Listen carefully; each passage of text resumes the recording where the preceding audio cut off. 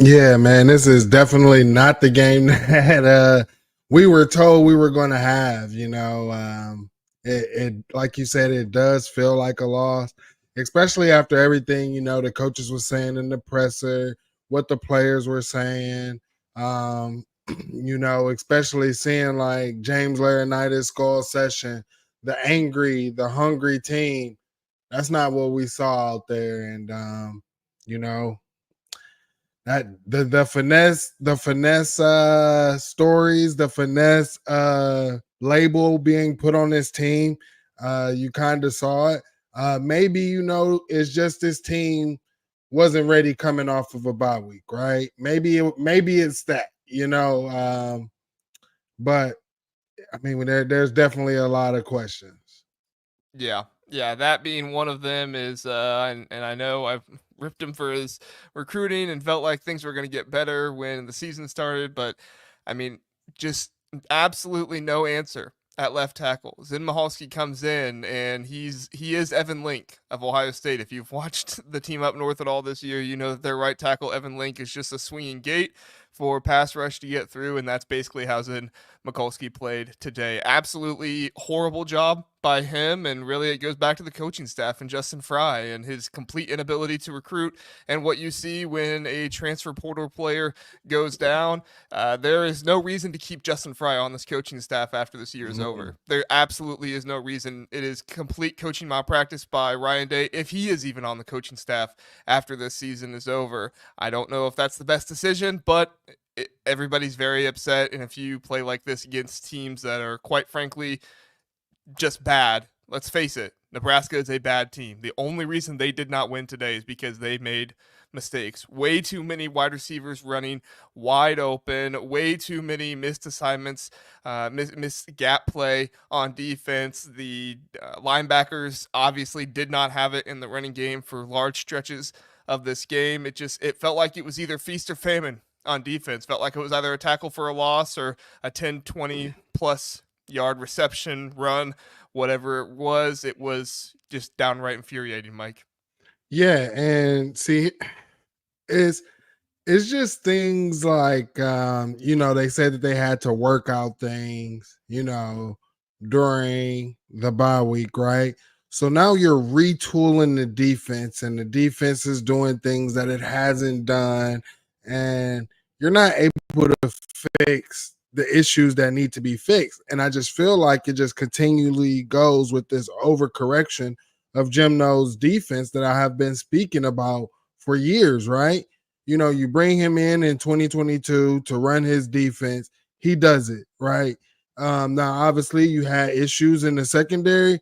You had issues with missed tackles. You had issues with gap assignments. Now, I feel like the coaching staff did better in one of those areas, which is have better talent in the secondary. But because you were retooling the defense to not look like how it did in 2022, you didn't work on, or your main focus wasn't missed tackles and gap assignments. And this team just has not been gap sound, especially when rushing the passer, as the guys are able to step up in the pocket and just the middle is wide open. You see guys rushing in the same lane, like they're just getting displaced, and you're not seeing the physicality at all. Um, I mean, I just feel like this team could have had really, like, the biggest things that they needed to work on was the fundamentals and not retooling the defense. And it just seems like we continue to do the overcorrecting thing and not working on the basic fundamentals of teaching guys, hey, we don't need to be in the same rush lanes. We need to have gap integrity and things like that. So, yeah, Yeah. it's definitely disheartening to see, especially when you've known, like, if Dylan Raiola was to come here, we knew he wasn't like a running quarterback and stuff like that, right? And that's what we were allowing him to do, Mm-hmm. because guys weren't staying gap sound. If you stay gap sound, you'll be right there. He'll come rushing right into you. But Yeah, totally agree. I mean, you had, a 5-man rush on Dylan Raiola that one time, and every single player runs right by him. And then obviously you have 6 guys down the field that are all in man coverage that are trying to stop a running quarterback and Dylan Raiola, who's not a running quarterback. He's not fast. He is one of the bigger quarterbacks right now. Looks like Big Ben out there, except he's actually slower than Big Ben, I believe. So he's trying to maneuver himself around out there, and he just scampers for 38 yards, 39 yards, whatever it was. Just completely ridiculous. I mean, this is not the defense that, at the very least, you could hang your hat on, knowing the defense wasn't going to allow big plays. And tackle for losses are great. And don't get me wrong, I was glad to see the tackle for losses and stuff like that when they came. They completely stopped drives that got in on the other side of the field when they were able to. I think there were 3 negative plays in a row. I guess if you count on that last drive, I guess if you count the false start by the offense. But that's 3 plays in a row where Nebraska lost yards. That's great. But the way that team was playing, and I know Jordan Hancock picked that ball off, but that could have been to somebody else. That could have been to one of the Nebraska receivers. And honestly, I wouldn't have been too surprised to see them get a 20-yard gain there on 3rd and 18, 3rd and 19, whatever it may be. And that's the part of it that you have to figure out. If you're going to have all these tackle for losses, if you're going to have all these, you have to understand, don't give up a 20-yard play. Don't give up a 10-yard play to get the first down. It's absolutely ridiculous. Feels like there's no balance. Feels like there's no way of figuring out how things work together.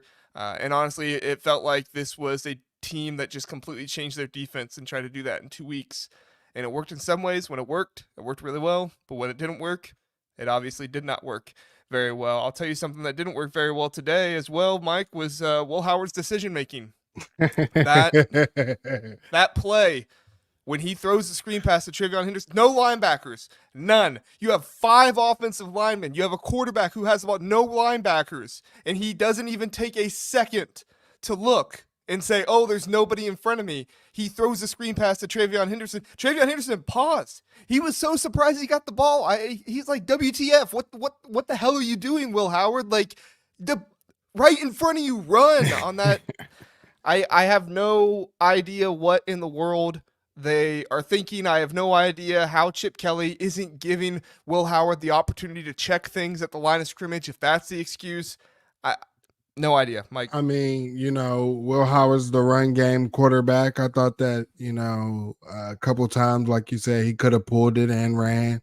And I think it would also help, like, him, if he's able to have the opportunity to pull the ball, I think it would also help the running backs in the running game too. But, I mean, like you said, his decision-making, and you talk about why was he brought here, right? What did they say his elite trait was? And it was the experience. So it's like, why do we continue to have experience issues? The same thing with the interception. Like, why are we having experience issues? Like, it's just things that I feel shouldn't happen.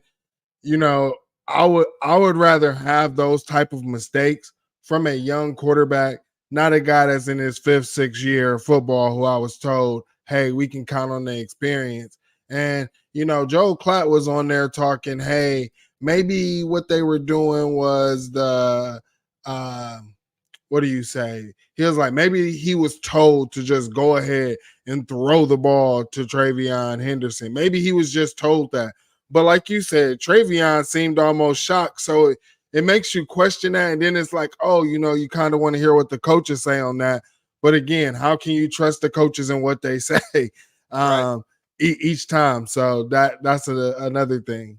Well, and that's what I would say. If that is the answer, then I would say, then why in the world did you bring in a 5th-year quarterback? What is the purpose of bringing in a 5th-year quarterback if you're not going to trust him to actually make decisions at the line of scrimmage and to improvise? If Ryan Day is running an offense and Chip Kelly is running an offense that is so has such a stranglehold on the quarterback that he can't check out of a screen pass when literally there are no linebackers in front of him. I get that Zim Mikulski just went down, or Zim Mikulski just went down, but guess what? He was terrible all game, so it wasn't going to get any worse than that. It could have been even like, you faking it out there, right? And then it's like that second where the offense, like the guys who are still on that side of the offense is like blocking, fake like they're blocking, and then, move on out, and he can follow the convoy. Like you said, it was wide open. Also, what was pointed out is there was no linebackers on the field.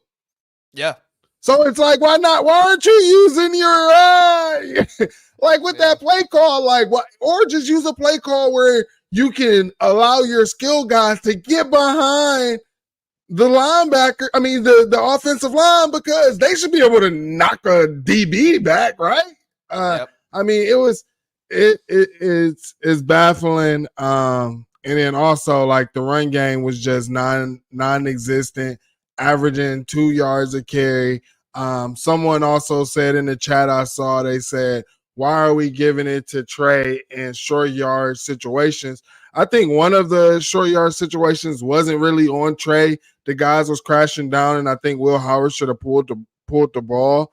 But I do agree. I don't feel like Travion Henderson should be that short back, because the thing about those like short yardages is you need a running back who can break that first tackle. Like you have to be able to break that first tackle. And that's not something that I feel is a strength of Travion. And I've been saying that for years now.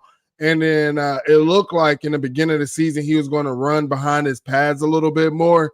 But when we got to the Oregon game, you saw like the finesse Trey come back out. Yeah, no, totally. Trey is a home run back. He is somebody you put in there with the hope that he can break it 10, 15, 20 or more yards, which has a place for that, right? I mean, you need that in your offense. And I think Trey is a good player. I just think they're utilizing him incorrectly, which for a coaching staff that you're spending millions of dollars on, which I get it, it's not my money. That's what everybody says, whatever. But still, like if there are better coaches out there, you could be paying that money to them. But if you have a coaching staff that's supposed to be this good, they're not putting the players in the positions they need to be in order to win and to put them in the best situation. Look at Baron Browning. Look at CJ Hicks. CJ Hicks isn't playing at all right now, and it's because they don't put him in situations where he does what he does best. And now you have Arvell Reese, who thankfully he got some snaps today, but because of a BS targeting call, you are now seeing him not even get to play the first half next week against Penn State. What in the world are our linebackers going to do now when you have Sonny and Cody out there and you're trying to stop the run of Penn State? We're not going to be able to play a 4-3. No way in the world are we going to be able to play a 4-3 against Nick Singleton and Katron Allen. I'm not even mad about Arvell Reese in that. He made a hell of a play. Great job by Arvell Reese. And it shouldn't have been targeting. Oh, my gosh. I don't know what defensive players are supposed to do. I mean, your job is the Nebraska player's literally dropping his head. Like how do you tackle the guy when he literally drops his? And when you see when he initially made contact, it was right in the chest area. Yes. And it went up from there. As you said, he started ducking down. And it's just, I don't know as a defensive player what you are supposed to do. Like, and it's like we're about to get very close to where we're only going to see flag football, because you've taken the defense out of the whole equation. Like, I don't like the fact that they say that these players are defenseless. No one on a football field is defenseless. Nobody. I hate that. I hate hearing about, the whole time you hear Joel Clatton, the guys in the booth talking about, defenseless player. You're not defenseless when you're trying to catch the ball. You are liable to get hit. Anybody can go after the ball at any time. And a DB's job, or anybody who's in coverage, if you're able to catch that, is to make sure that they hit you hard enough to where it's not a completed catch or you fumble the football. And that's exactly what Arvell did. I don't know what a guy's supposed to do in that.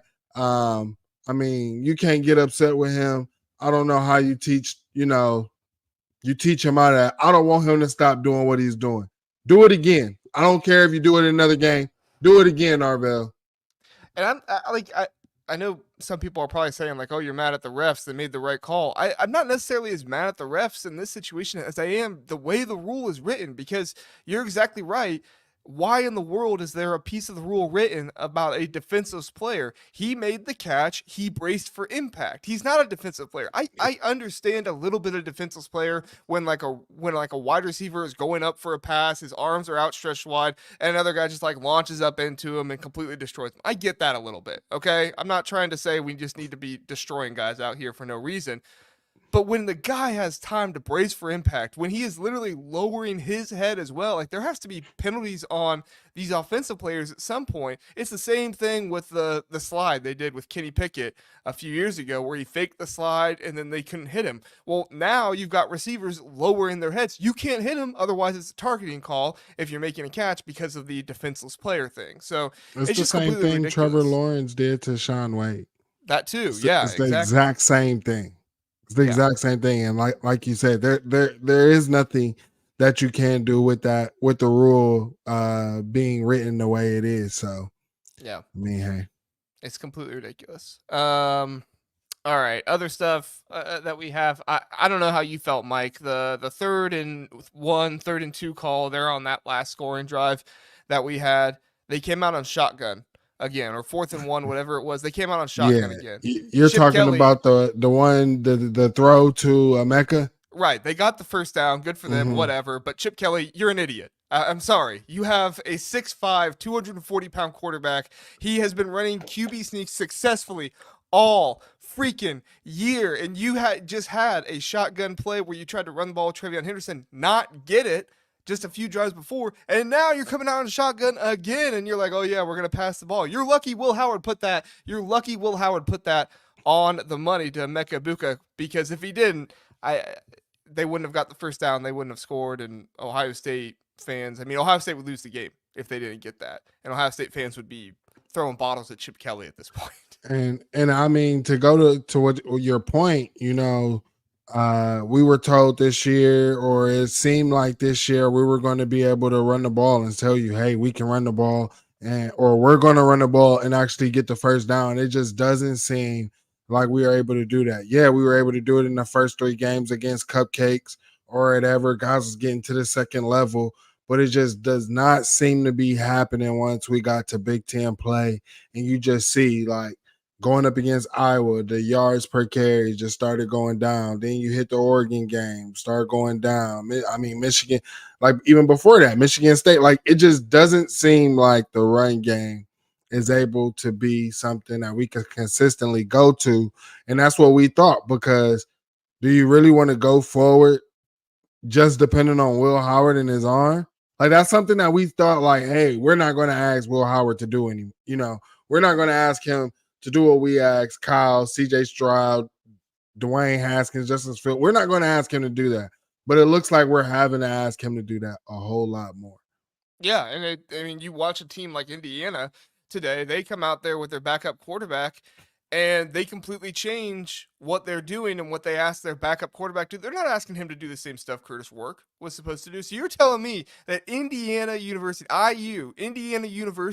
is hiring better coaching staffs than Ohio State to adjust things when certain players aren't in and when certain players aren't there? I get left tackle is different than quarterback, but still, like, let's not act like Indiana quarterback recruiting has been on a tear lately. I know Taven Jackson was a highly rated quarterback, and he came there because of his half brother Trace Jackson Davis. But still, like, or I don't know if he came there because of that, but I think that was a factor in him deciding to come there. But still, like, you have one of the best recruiting machines in all of college football, if not arguably the best. And you come out there with a left tackle like Zen Michalski? Like, I'm just at a loss for words.